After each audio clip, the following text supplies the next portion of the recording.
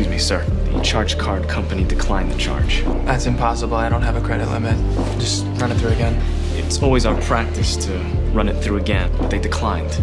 I asked my girlfriend to help pay my bills, but she immediately played the victim and walked away. The moment we left the restaurant, I started calling my friends, asking them to pay back the money they owed me. Not a single one of them was willing to help. I even went to my mother's house and asked to borrow some money. She refused me too. That was the first time I truly felt how cold people could be. What nobody knew was that I had made a bet with my late grandfather. If I won, I would inherit a fortune worth billions. But to claim it, I had to complete the 3 challenges he left behind. The first challenge was simple on paper: make one real friend. At first I thought it would be easy. But the moment the challenge began, my mansion and luxury cars were taken away. No one was willing to take me in. With nowhere else to go, I wandered the streets and slept in parks. Even when I lay down on a bench, homeless people would come over and try to take my spot.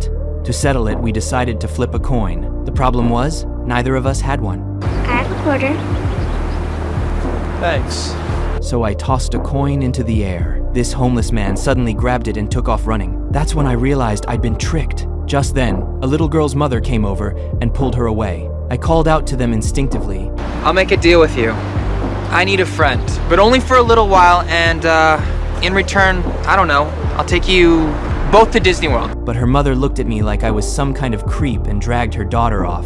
That night, I saw my ex-girlfriend, the same woman who once swore she loved me, flirting with another man. I felt sick to my stomach. Turns out, she never loved me at all. She only loved my money. The next day, while I was half asleep on a park bench, I spotted that same homeless man harassing the mother and daughter. I immediately chased him away. Afterward, they invited me to share some sandwiches with them. I told them about the bed my grandfather and I used to build together when I was younger. Emily smiled and agreed to be my friend. Later, I brought them to meet my grandfather's lawyer.